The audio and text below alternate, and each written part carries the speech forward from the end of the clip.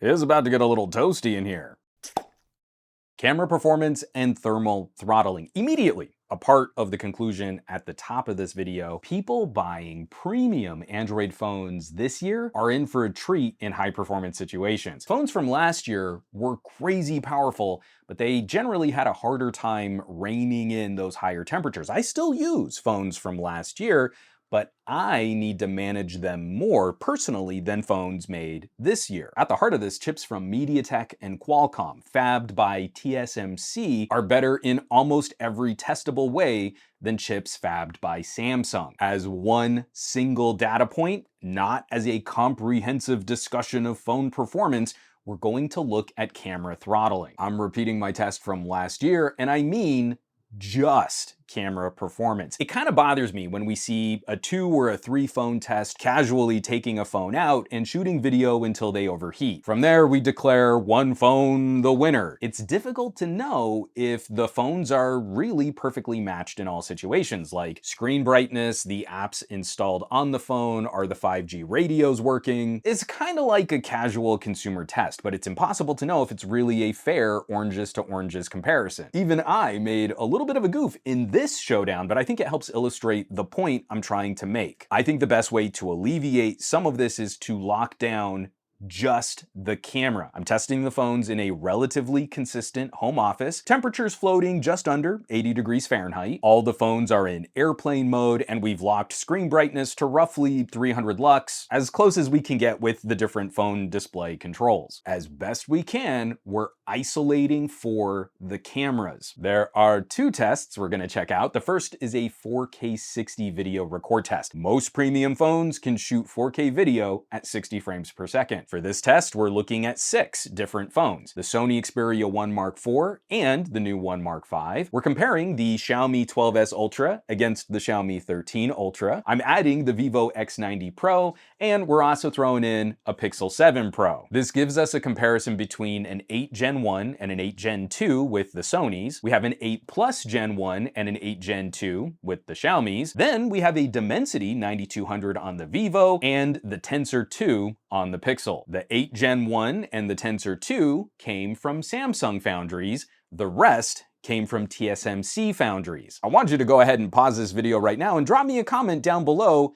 Guess which phones tanked first in trying to record 4K 60? It's a mystery. I set a 1-hour time limit. I feel in these conditions, 1 hour of continuous 4K 60 video is sufficient. That's a video recording timeline that most mirrorless cameras will struggle to achieve. My Lumix G9 that I'm shooting this on right now only shoots 4K 60 in 10-minute chunks, unless I'm offloading to some kind of fancy monitor. Being able to shoot an hour of video from a phone is actually kind of a big deal. So I fire up all the recordings, I watch a little red letter media on my PC, and we wait for the dominoes to fall. The first 2 phones to give thermal warnings were the Xperia 1 Mark IV and the Pixel 7 Pro, almost exactly at the same time at around 19 minutes into the recordings. Now the Sony warning is a lot more noticeable. I genuinely could not catch the Pixel warning because it blips on the screen and then it disappeared before I could get one of my cameras on the screen. Checking all the other phones, there's no indication of any thermal struggling. Roughly around the same time, I did a little temperature check. I know laser thermometers aren't great on glass screens, but we can get a ballpark on the front and back heat. On the screen side, the Xperia 1 Mark IV and the Pixel 7 were the warmest, but I thought it was interesting that 20 minutes in, the other phones were all pretty close. You know, maybe a difference of about 3 degrees Fahrenheit separating the hottest phone from the coolest phone on the display side. The rear temperature check was noticeably lower, with all the crazy camera tech built into these phones and how each manufacturer is boasting larger surface area cooling. Rear thermals seem to spread out more under the camera modules. The Pixel was the exception, where the front and rear were within a degree of each other after 20 minutes, but there was a 3-degree difference between the front and back on the Xperia 1 Mark V and a 5-degree difference on the Xiaomi 13 Ultra. But we want to see that carnage, and the first phone to drop was the Pixel 7 Pro at roughly 33 minutes into the test. The Pixel shut off the clip with a really brief pop-up that I missed again. Those pop-ups are so quick, you will totally miss them if you're not staring at your screen that whole time. And I don't trust the Pixel in longer stretches of video because of the way that we get these tiny little alerts. You don't know that the phone is about to shut you down. But after turning the clip off, the Pixel locked the shutter button until it could cool off. It was totally down for the count. The XPERIA 1 Mark IV is still recording with a warning on the screen. The Mark V has not popped up any warnings, and the other three are doing just fine. And I thought maybe we'd see more drama, but all these phones ran fine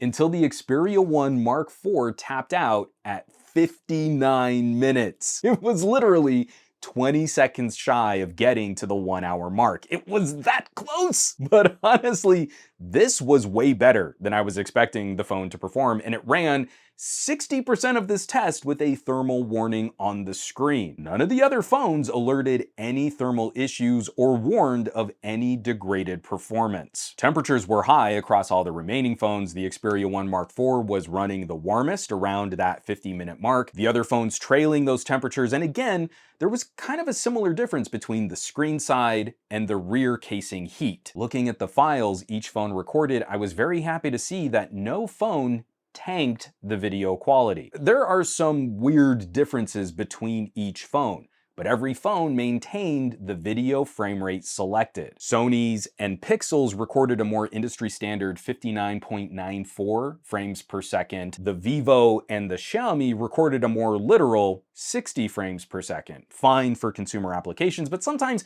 phone video can get funky when you try to match it with other camera footage at slightly different frame rates. Out of all 6 phones, the Vivo and the Xiaomi 12S Ultra dropped the most frames over the full hour of recording, but not many, at least not with the rudimentary tools that I have to try and track dropped frames in playback. The XPERIA 1 Mark V and the Xiaomi 13 Ultra were the winners in this regard, in this consistency of performance. Now, if you remember from my test last year, I did the 60 FPS test outdoors and in much warmer conditions, almost 20 degrees warmer than what I did here in my office. The Xiaomi 12S Ultra dropped the frame rate from 60 frames per second to 45 frames per second. Now, I've used the 12S Ultra on other long-form videos out in the field, and I witnessed similar drops in frame rates. One of my recent e-bike videos slid from 60 FPS to 50 FPS after about 40 minutes of intermittent recording. Now, we're just getting into some more summery weather here in LA, so I'll be sharing more data on the Xiaomi 13 Ultra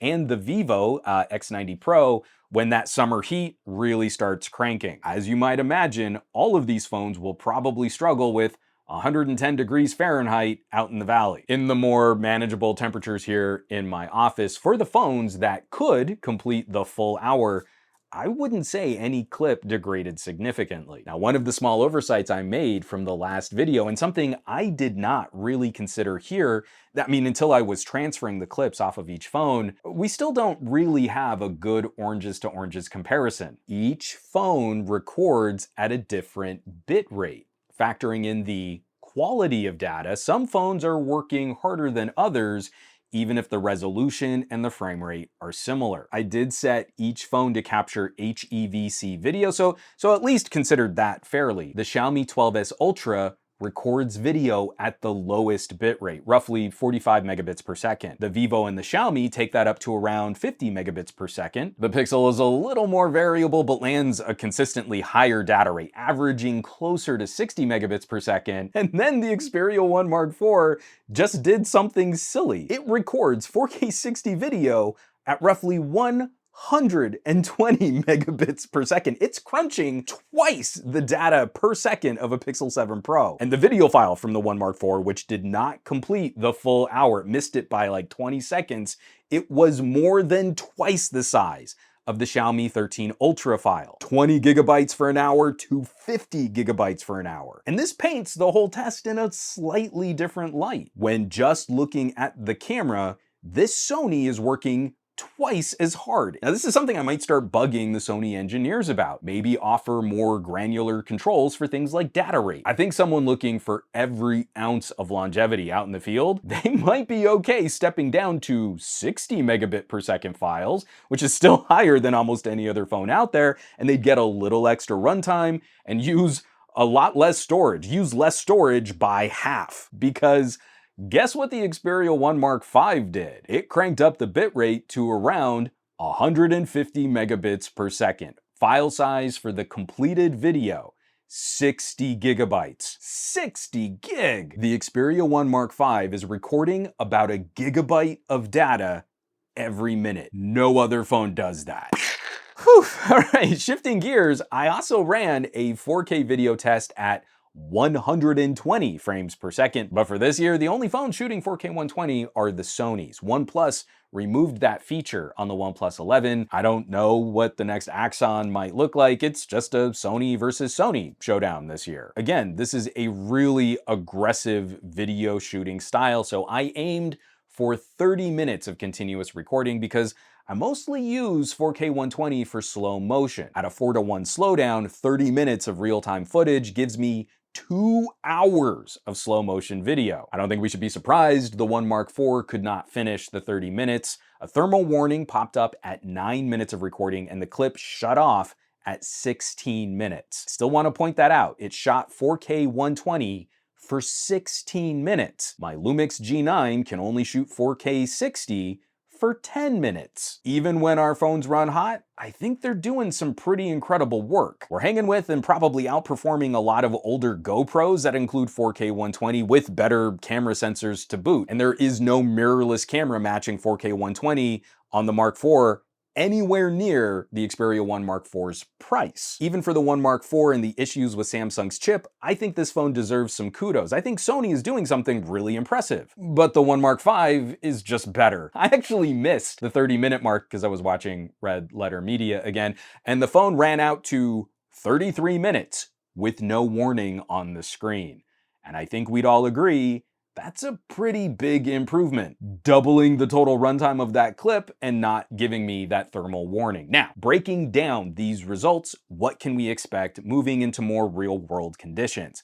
I'm testing just the cameras. Turning on the rest of the phone, I would expect higher temperatures and lower longevity for video clips like these. Considering how much processing power is required and that these are all passively cooled computers, I wouldn't expect much additional recording time in colder climates. After a point, even cold air running over a phone is only going to help so much. You probably will still eventually heat soak the internal components and not be able to get all of that heat out into the environment. However, the warmer the climate gets, the faster I would expect each thermal warning and degraded clips. I like my Xiaomi experiences so far. The 13 Ultra is definitely improved over the 12S Ultra, but at the peak of summer, when temperatures here in my neighborhood can break 110 degrees, I expect the 13 Ultra might need to slide clip quality similarly to how the 12S Ultra would reduce frame rate. This is an incredibly high performance situation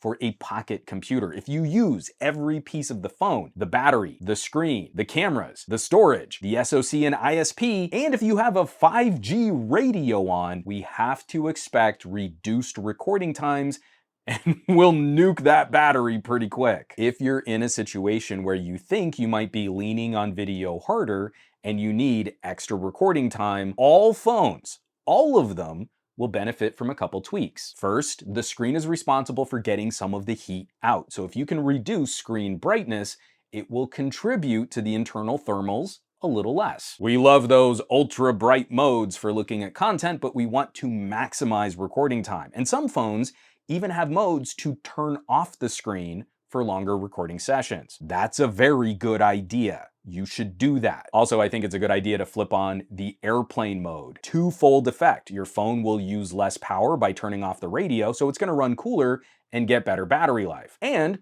While you're shooting the video, you won't be distracted by notifications and alerts. Lastly, you might also want to ditch the case if you have a thicker bumper guard on the back of your phone. It's tough to know if your case is heat soaking your phone, but I wish we saw more first-party options from the phone makers themselves that focused on better heat dissipation. We could be using some of those materials on the back of our phone cases to help get a bit more heat out. I promise I'm landing this plane here, but we need to acknowledge that there's a difference between shooting a couple casual clips when you're out and about and trying to rely on a phone camera for something more intense. Even for all the folks concerned about the Xperia 1 Mark IV, I have no issues shooting family events all day out in summer heat. I just know that I have to handle this phone a little different, and I know I'm going to be shooting shorter clips and trying to let the phone recover. I've made a bunch of family video projects like all day at a zoo shooting 4K 120, and the 1 Mark IV has never let me down. More to that point, I kind of don't want